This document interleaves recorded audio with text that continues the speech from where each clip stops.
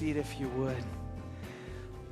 Let me invite you to go with me to Matthew chapter 5. Matthew chapter 5, 6, 7. We're just going to be kind of dipping in our dipper into the Sermon on the Mount today, talking about our plans for the summer, what I did this summer, what I will do this summer. What if we could take back the moment? You know what it is to be sort of waiting on a domino to fall before the next thing could happen. You know what it is to be waiting for a trigger to be pulled. That's where I've been. That's where Steph and I have been as we've been watching and waiting and praying with my dad, and now here we are. And so some friends of mine came to me, a couple of months ago now, and said, "Look, Rusty, maybe you might need." Once all this transpires, you may need to kind of get away and let the Lord speak to your heart and let the Lord fill you back up and so that's kind of what this sermon series grew out of. What I'm gonna do, what I will do this summer, and the kinds of things you need to hear from God, the kind of things that you need to, bases you need to touch all over again. So we've been talking about, what does it mean? What does it mean to go to the water? Some of you have already taken that opportunity to go, whether it was to a lake or to a river or to an ocean, because there's something that really draws us to the water. There's something that I think kind of syncs up our heart to the rhythm of God that comes when the lap of the water against the sides of the boat, kind of quiet your heart and calm your heart and call you to a moment, and you can start to hear the voice of God maybe in a different way, which probably means if you've got a 200-horse Evinrude, you may need to turn it off for a minute. I'm just saying.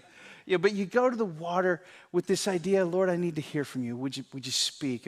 And so I've actually taken and just drawn from Matthew 3 and 4 and 5 and beyond to just say, Lord, remind me what it was like when you went to the water, when you went and you heard the Father say as you were coming from, this is my Son whom I love. Because every so often you just need to touch that base again. It's not that you don't already know it. It's not that you haven't already heard it. It's not that you've not already sort of staked your life on it. But every now and then you need to hear the voice of God again, because if you don't, that voice is going to get drowned out by a lot of other voices, and you're going to wind up marching to a different cadence than the one that God is laying out for you. So you just intentionally go, because here's the deal: if you don't stop and listen to God all over again, God will get your attention some other way. Anybody ever experienced that heavenly 2x4? Yeah, some of you have. I'm just saying, some of you have. And so anyway, you go to the water and you say, okay, Lord, speak, your servant is listening. Speak, your servant is listening, and just hear God say, this you're mine. You're mine. You belong to me. You've always belonged to me. I've known you. Before you knew me, I knew you. And you're mine. And I'm drawing you back to myself. And I want to draw you close enough that you can hear my whisper, right? This is my child whom I love. And you may have a hard time hearing that. You may need to hear it over and over again before it gets through that thick skull of yours or mine. This is my child.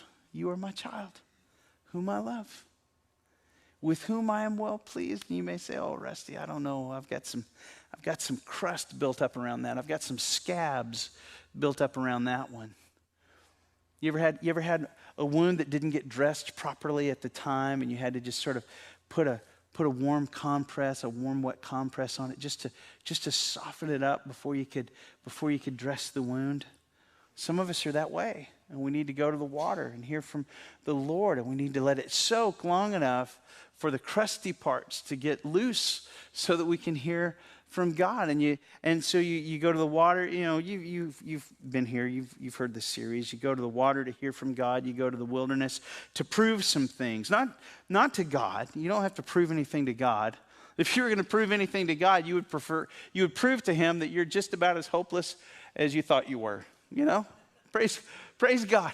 He didn't wait for us to show promise before he sent his Son for us. Amen? I mean, come on. There's no way you're going to square the deal with God. There's no way you're ever going to do enough or be enough or show enough, return on investment that God's ever going to say, well, I did all right on her, That's never going to happen. The only way the investment that God made in sending his only son for you and for me, the only way that makes sense is because somehow he wanted to that badly. That's the only way it squares. That's the only way it squares. So you go to the wilderness to prove some things, but not to God, and not to the enemy, because the enemy doesn't even want you to succeed. The enemy doesn't even want you to get on a solid footing. You go to the wilderness so some things can get proven to you in your heart. You go to the wilderness so that you can face down some hard things and figure out, you know what, I really can trust God. I really can believe the things that he has said to me. I really can live out of this place that the Lord has established in my heart. The name of the Lord is a strong tower. The righteous run to it and they're saved. And I prove to myself in the wilderness that God can be trusted. And today we're going to wrap up the series about go to the mountains. And I'll tell you the honest truth. Later this week, I'm going to do exactly that. A friend just with all the grace and mercy, made a cabin in a very remote place with no cell phone reception available and said, you go and you just go meet God there. Just go meet God there. And I'm going to go. Because sometimes you have to go to the mountains to kind of put some things together, to put some rocks in place. The Sermon on the Mount, Matthew 5, 6, 7, the hallmark verse in that passage is this one from Matthew 6:33. Amanda read it to you earlier. Seek first the kingdom of God and his righteousness, and all these things will be added to you as well. It's one of those verses where if that's all you had, that might be all you need. You just put God in his rightful place on the throne of your heart, your mind. Put God on his rightful place in here. God, I want to see your kingdom come and your will being done on earth as it is in heaven. God, come and be Lord in my life. And everything else is going to fall into place. Everything else is going to seek its own level. It's going to work because the priority was reset on who God is. I was hearing one of today's most prominent, I think, voices for the kingdom, theological voice, Tim Keller. I don't know if you know Tim Keller. I don't know if you read any of his stuff or listen to any of his messages, but he was diagnosed last year with pancreatic cancer for the second time. And I was listening to an interview he was doing. He said, I'm kind of rethinking all of the things that, Scripture says about pain and about hardship and about loss and about grieving. And they said, well, tell us about that. What does it mean to rethink all that? He said, well, don't twist my words away from me. I'm not rethinking as in changing my mind about what I believe about the God who is God over pain or the God who is God over hardship. I'm not changing my mind. But I'm going back to all those things that I believed to be true in the sunshine. And now that things are clouding over, I'm reminding my heart of those things. I'm going back to the things that I've always known were true. And now I'm kind of putting a rope around them and checking it to see how secure my rope is. Not how secure the rock is, just how secure my rope is.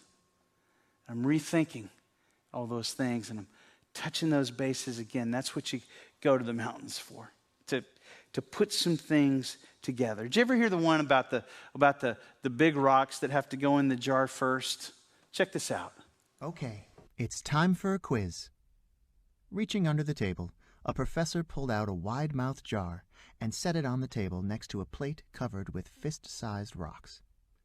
How many of these rocks do you think we can get in the jar? She asked the audience. After the students made their guesses, the professor said, okay, let's find out. She put one rock in the jar, then another, until no more rocks would fit. Then she asked, is the jar full? Everybody could see that not one more rock would fit, so they said yes. Not so fast, she cautioned. From under the table she lifted out a bucket of gravel, dumped it in the jar, and shook it. The gravel slid into all the little spaces left by the big rocks. Grinning, the teacher asked once more, "Is the jar full?" A little wiser by now, the students responded, "Probably not." "Good," the teacher said. Then she reached under the table to bring up a bucket of sand. She started dumping the sand in the jar. While the students watched, the sand filled in the little spaces left by the rocks and gravel. Once more she looked at the class and said, "Now is the jar full?" "No," everyone shouted back. "Good," said the teacher, who then grabbed a pitcher of water and poured it into the jar until the water had reached the top. "Ladies and gentlemen, the jar is now full. Can anybody tell me the lesson one can learn from this?" An eager participant spoke up. "Well, there are gaps in your schedule, and if you really work at it, you can always fit more into your life." "No," the teacher said. "On the contrary, the point is this. If I hadn't put those big rocks in first, I never would have gotten them in." So you go to the mountain to just remind yourself what the big rocks are. What are the pieces that you need to have in that jar that if you don't have in that jar, you're incomplete? Your story doesn't quite make sense. The pieces of the jigsaw puzzle haven't quite come together yet. What are the big rocks? And Jesus, when he went up on the mountain and he began to teach the people, when he went up there, and it says when he saw the crowds, Jesus went up on a mountainside and he sat down and his disciples came to him and he began to teach them. He began to teach them about the big rocks. Who is it that's actually blessed anyway? And Jesus turns it on its head because people always thought, whoever has the most money is the most blessed. Whoever has the most, whoever's the healthiest, the wealthiest, and most wise, that's the one who is the most blessed. Whoever has the most stuff, whoever has the least sorrow, whoever wins, that's the one who's blessed. And Jesus began to answer the question a whole new way. Who is it that's blessed in the first place? Why am I here? Why am I here? Some people say, I may not be here for a long time, but I am here for a good time. Why am I here? Well, what happens if the time's not so good lately? Why am I here? Or a question that I've heard so many of my dear friends ask as they approach the end of their life: why am I still here? What is it that really matters in this life? What am I going to chase after? What am I going to go hard after? What am I going to prioritize? What am I going to go for and reach for with the most energy that I possibly can? What is it that really matters? And when life falls flat and I can't figure things out, where can I turn? Those are the big rock questions that Jesus begins to answer in that Sermon on the Mount. And frankly, he begins to do it in such a way, he answers those questions in such a way that when he's done, all the people said, "Who is this man who teaches with such authority? Who actually turns things on their head, who actually changes all the rules and upends all the expectations?" Jesus said in answer to that first big rock, who is it that's blessed anyway? Jesus started to say, blessed are the ones that you least expect to be blessed. You know who that is, right? You know who that is. You can tell by the car they drive. You can tell by the house they live in. You can tell by the clothes they wear. You can tell. In fact, culture teaches us how to tell who's blessed and who's not. But Jesus says in Matthew chapter 5, he says, blessed are the poor in spirit. Theirs is the kingdom of heaven. Blessed are those who mourn. They'll be comforted. Blessed are the meek. They'll inherit the earth. Blessed are those who hunger and thirst for righteousness. They'll be filled. Blessed are the merciful, for they will be shown mercy. Blessed are the pure in heart. They'll see God. Blessed are the peacemakers. They'll be called children of God. Blessed are those who are persecuted because of righteousness, for theirs is the kingdom of heaven. And blessed are you. Blessed are you. When people insult you and persecute you and say all kinds of evil against you because of me, rejoice and be glad. Great is your reward in heaven. But those are the very people that that you thought were the least blessed of all. And Jesus turns the whole thing upside down. Can I just give you sort of the way I hear these sometimes in my own heart, in my own head, the way I try to remind myself when I'm trying to take hold of the big rocks? What about the people who say, I don't get it, but I really want to? The people who walk in here and they say, I don't even know why I'm here. I don't even know if I believe this stuff, but I need the hope that you guys seem to have found. And so here I am. Can you help me? Can you help me find what I'm looking for? I don't get it, but I really want to. That's how I hear it. Blessed are the poor in spirit. The people who don't get it, but they really, really want to. Who don't understand, but they're trying to. And they keep pressing. They keep pressing even when there seems to be proof to the contrary.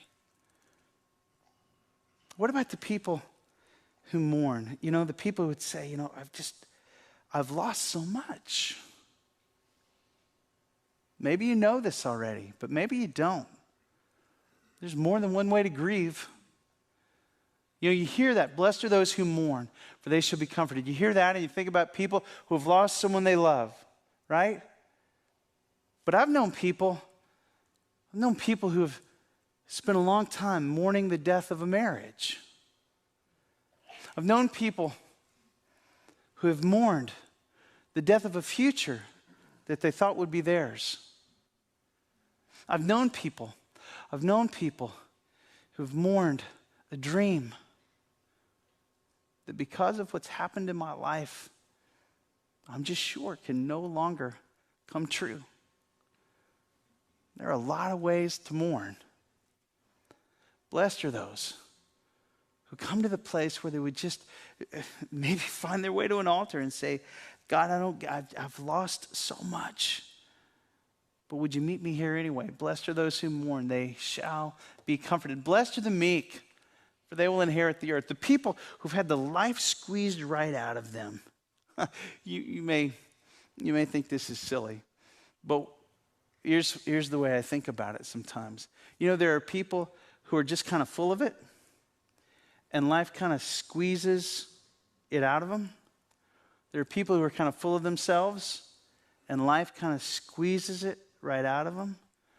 There are people who try to craft and create a life that's judged by its accumulations, and all of that can go away in an instant.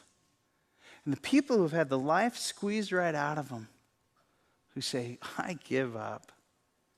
I thought I was blessed, but apparently I'm not. And Jesus says, no, you don't understand. You don't understand. When you come to the end of yourself, that's when you can find me. Blessed are the meek. Blessed are the meek. Blessed are the merciful. Blessed are the peacemakers, the people who just say, can't we just get along? I give up trying to win.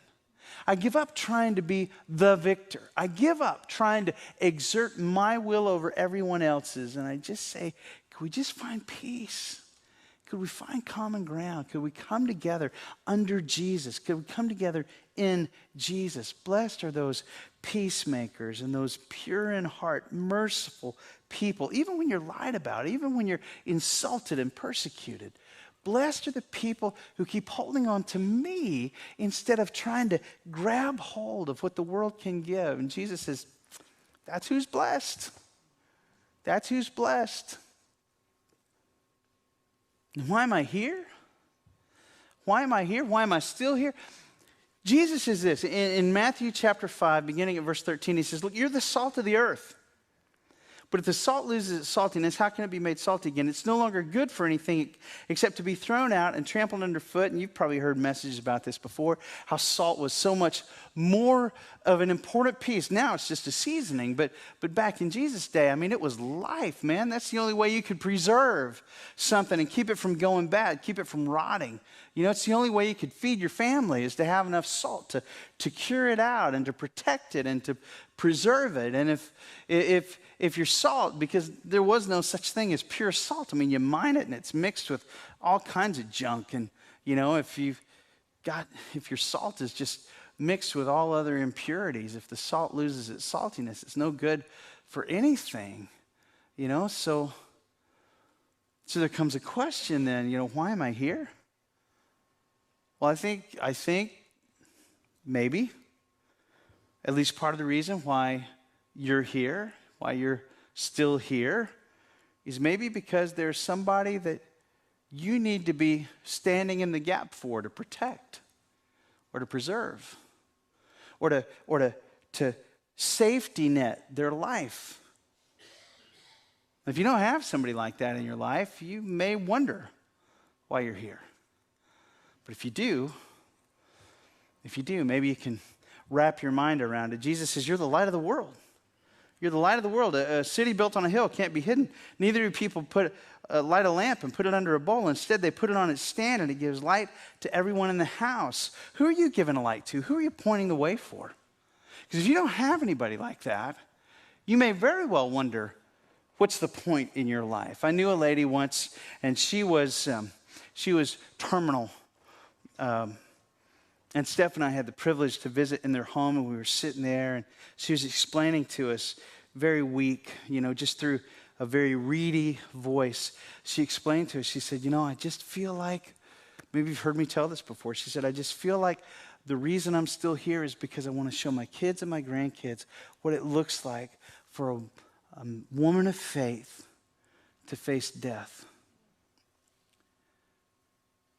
She was salting her grandkids and her great-grandkids.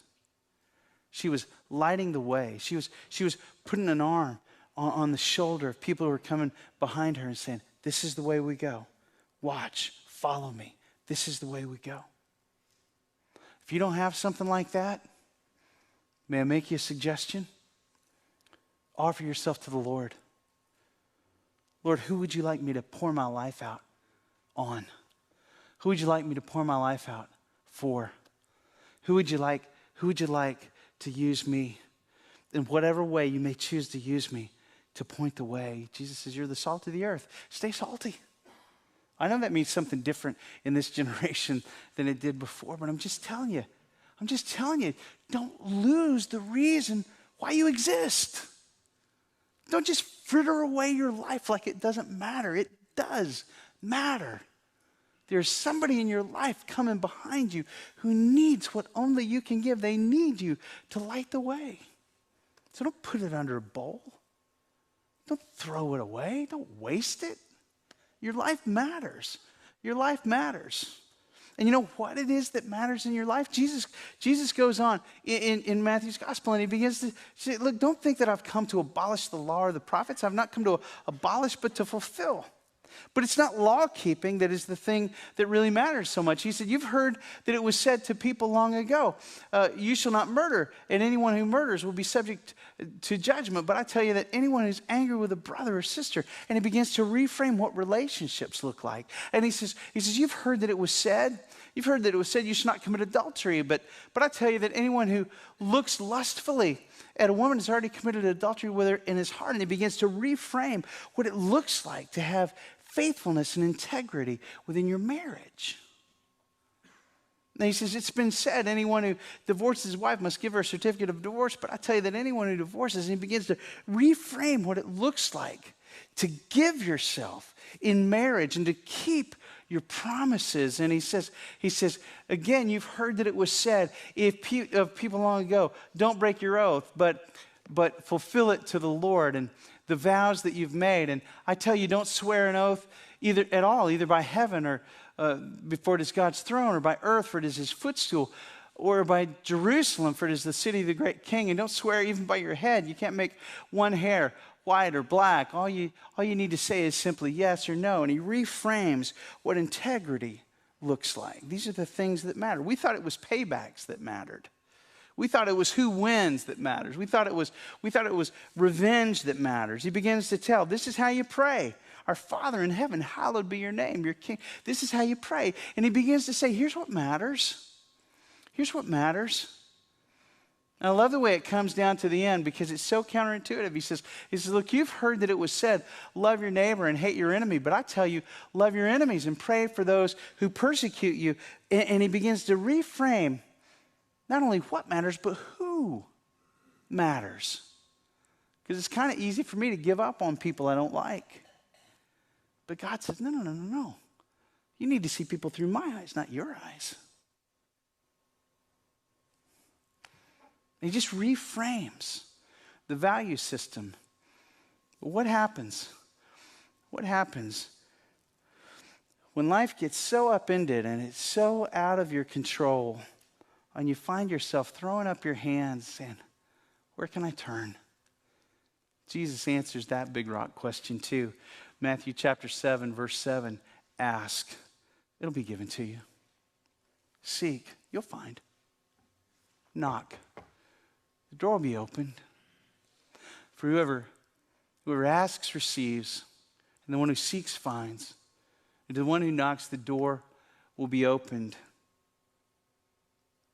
But just bear in mind, it may not be when you want it, or even how you want it. And the answer may come when Jesus takes the bookends off your life and reminds you that you were created in eternity, for eternity. And that's where it matters. And that's when it starts to make sense. So let's gather up those big rocks, shall we? Would you bow your heads and close your eyes with me for a minute? Have you been struggling with the question of who's blessed? Because maybe you've been trying to get pregnant and you just can't. Or maybe you did and you lost a baby and you said, if I was blessed, this wouldn't be happening to me. Or maybe you were in a relationship that you thought was going to be your life relationship. And somebody walked away. And you thought to yourself, I must not be blessed because I see people around me who clearly are. And they're not going through what I'm going through. Life may be getting squeezed out of you. And you've already had to give up so many of your dreams that you just feel empty.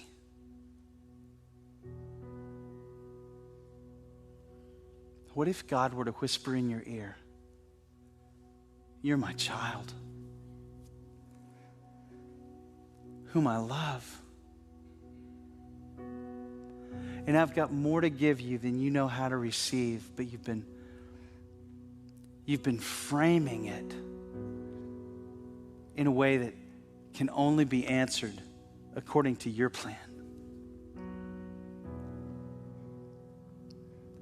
Why am I here? Why am I still here? What is my life about? Does my life even matter? Is there anything that really matters? And the answer is yes. Yes, your life matters. And yes, there are things that you could invest your life in that stand the test of eternity. Where can I turn? Will you turn to the one who created you in his image? You turn to the one who loved you before you even knew him. Jack would pray with you. I would. Maybe you just find a place at this altar and say, Lord, I know all this stuff, but I need to be reminded of this stuff. I need to open myself up and retouch those rocks and rethink and take hold again of what I believe. Man, we'd love to pray together about that. Maybe today's your day to ask Jesus, Lord, I know I need you. Jesus, forgive me. I know I've tried to do this on my own. Come into my life. Come into my heart. However God leads you, now's the time. Would you stand together? Bryce and Gretchen are going to lead us, and I just want you to have a time to meet the Lord here at the altar. And again, we'll pray with you, or you may want to find a place all by yourself. But God is here. You come as He calls.